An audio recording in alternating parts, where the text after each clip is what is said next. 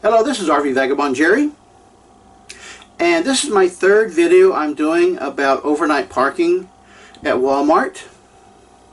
The first video I did received a huge number of views and comments, mostly criticisms about me. So I did a second video answering those criticisms, and this video is going to be about the rules for overnight parking at Walmart. And at this point, I have overnight parked at Walmart 87 times, and I do have a list of each time showing when and where that was. Now, as I give you these 15 rules, keep in mind that these rules are not provided by Walmart. If you go into a Walmart store and ask the manager or someone, what are the rules for overnight parking in your parking lot, they will most likely just say two things. Number one, park far away from the store, and number two, only stay for X number of nights. And usually that's one, but one time when I went in and asked, I was told I could stay there for 3 nights. Even on Walmart's website, it doesn't really cover overnight parking, and it doesn't give you any rules. So all of these rules that I'm going to go over with you are rules that were created by the RV community themselves in an attempt to self-regulate RVs overnight parking in Walmart for the purpose of maintaining that privilege. Because if people do just whatever they want, anytime they want, then if overnight parking at Walmart becomes a problem, then the fear is that Walmart will stop their policy in allowing overnight parking in their stores. So I'm going to go with these 15 rules, and then I'm going to tell you whether or not I follow each one of these rules. And the first rule is, do not put your jacks down. And there's two reasons for that. One is that if you have bare jacks, then it can possibly damage the pavement. Especially if the pavement is kind of soft, it can put a dent in it. And number two is that anything you do that looks like camping is very disfavored by the RV community. However, if you have jacks with what I call rubber shoes on them, also known as RV snap pads, I think there's only one company that makes these shoes that you put on bare jacks, then it makes it safe to put your jacks down on pavement. And as far as the way it looks, I don't care. A lot of these rules I'm going to go over are concerning with the way things look rather than the functionality. Now, most Walmart parking lots are fairly level, but if you're going to put your slides out, you really need to have your coach really level. Otherwise, it can damage the slides. So the only time I put my jacks down is if I can't find a spot that is level enough to put my slides out without the jacks down. Number two is don't put out your slides. And this is a rule for two reasons. Number one is that if the slides stick out too far, kind of too ways into the traffic, then it can cause a hazard for people driving by or walking by, even though it shouldn't, because the most distance a slide will go out is 3 feet. And if anybody is driving by or walking by within 3 feet of your RV, I think they're too close anyway. Now, I prefer to not put my slides out. The only time I might put a slide out would be my bedroom slide only.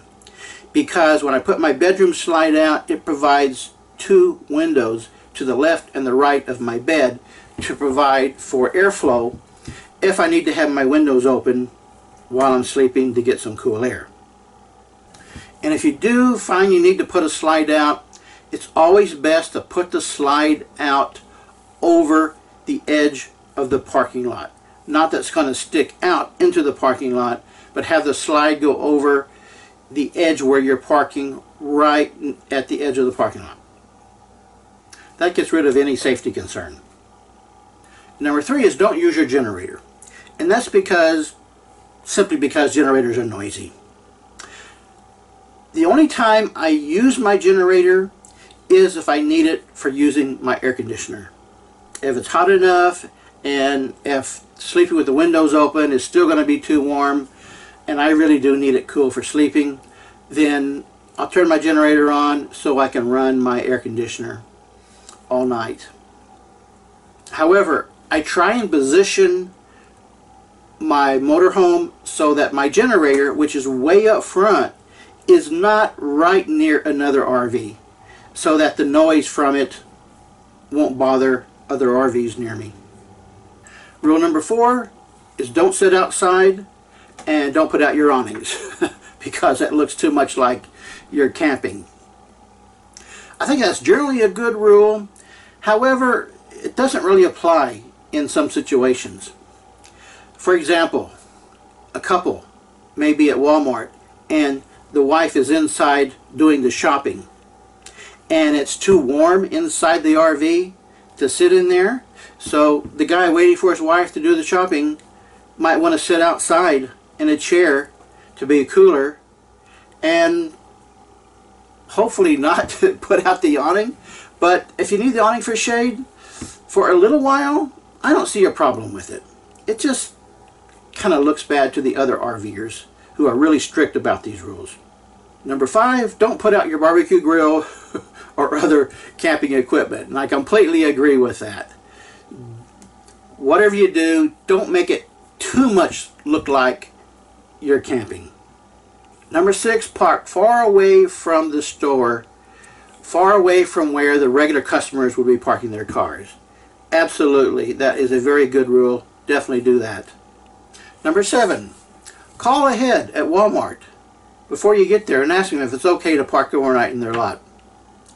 I would never do that, and I don't recommend people do that. For one reason, somebody's got to answer the phone, take a while to find someone who's qualified to answer the question, and then take them away from their work so they can answer your question. I don't think Walmart, especially not a Walmart manager, wants to spend time each day taking a dozen phone calls from people asking if they can park overnight in their parking lot. There are websites where you can go to that will tell you which Walmarts is it allowed to park overnight in the parking lot and which are not. You don't need to call and ask the store. You can look it up. The one that I use the most is rvparking.com. They list all the Walmart stores, and they will tell you whether each store does or does not have overnight parking allowed. So you don't need to bother the store employees. Number 8, when you get to the store, go in and ask customer service department or the manager if it's okay to park in the parking lot. I rarely do that. The only time I will do that is if there are signs in the parking lot saying no overnight camping or no overnight parking. And if it's a store where I really, really want to stay there that night, then I may go in and ask if it's okay. And when I have done that, in almost every case, the answer I've gotten from the Walmart employee is, it's up to you. Because the no overnight parking signs are there not because of Walmart, but because of the local city or county ordinances. Walmart's general policy is overnight parking in their lots is allowed nationwide. There are some cities and counties where it's against the local laws, but that's between you and the local police. It's not really an issue between you and Walmart. So if you have found some evidence from a website or whatever that it is allowed, then you don't need to go in and ask. And you're bothering the employees too. Number 9, leave the area cleaner than you found it. Good rule. If you're finding trash in the parking lot, especially around your unit, do Walmart a favor, return the favor, and pick up the trash for them. Number 10, buy your gas and your food and other supplies from Walmart. I definitely do that. In fact, some months I will spend up to $600 at Walmart. Especially if I can buy my fuel from Walmart, I'll easily spend $400, $500, $600 a month at Walmart. So it's really good policy to do your shopping at Walmart if you're going to be staying overnight in their lots. Now, following that rule is just up to you. There's nothing that says you have to. And when you go into shop, they have no idea whether you're there in a bicycle or a motorhome. They don't know who you are. So whether you follow that rule or not is really on your own conscience. But I definitely recommend that you repay the kindness of Walmart by shopping in their stores. Next rule, stay only one night. And that's a good general rule. However, a 2-night stay I think would be okay in most places. But you don't want to stay for a week. And there have been people who have done that. And that's not good. That's like using Walmart parking lot as a campground. So don't overstay your welcome. Number 12, don't unload a big bag of trash in Walmart's trash cans. Walmart does not provide dumpsters for the customers. They just have small trash cans. If you really need to throw something away right away, that's fine, do it. But don't overload their trash cans with all your garbage you've been collecting for the last week or two. Number 13, if you're parking with your windows open, use headphones for listening to music or the television. Now that's a rule I came up with, which I think is a really good rule. And I follow that rule for 2 reasons. Number 1 is I don't really want to disturb people walking by my motorhome and listening to my music or my television. So if you've got several RVs there that are playing music or TV loud enough where people outside can hear it, that can be very annoying. And the second reason why I always use headphones when I'm in a parking lot is because it uses less electricity with the headphones versus the regular speakers. So that's a good rule for you and everybody else. Number 14, no pop-up campers staying overnight at Walmart. And I don't like that rule. The reason why some people say that is because a pop-up camper is the one type of RV where all the mystery is taken away as to what you're doing.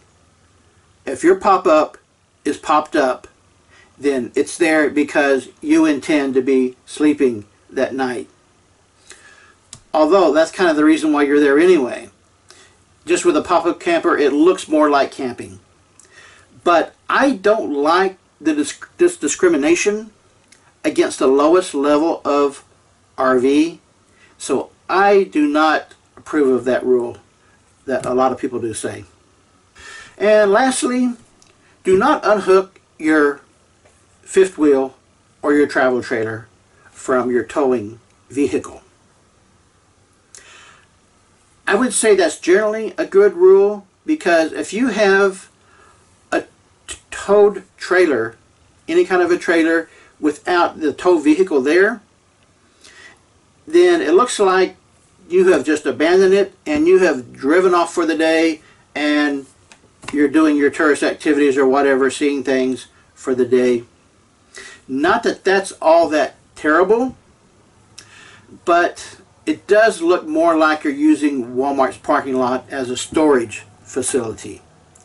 So I don't like that. However, That's not a hard set rule, I think, because if a fifth wheel is there and the truck is not there, that guy can have his truck in the Walmart automobile department getting oil change service or something. So he may have a legitimate reason for having his truck away from the fifth wheel or the travel trailer or whatever it is. So it doesn't bother me. And most of these rules do not bother me as to what other people are doing. Some do, some don't, like I've said. Some people get very strict with the rules and say you must or you must not do this. There really is no must or must not. Like I said, all these rules are self-imposed and they're all on your own conscience. And like me, some rules you'll follow and some rules you don't. It's all up to you. The important thing is that you do not abuse this overnight parking privilege so much that it creates a problem for the store, and if there's a consistent problem, then the store may put up no overnight parking signs at their own choosing, which is really very rare that they do. So the overall rule is please be considerate to other RVers and to Walmart. Good day, folks.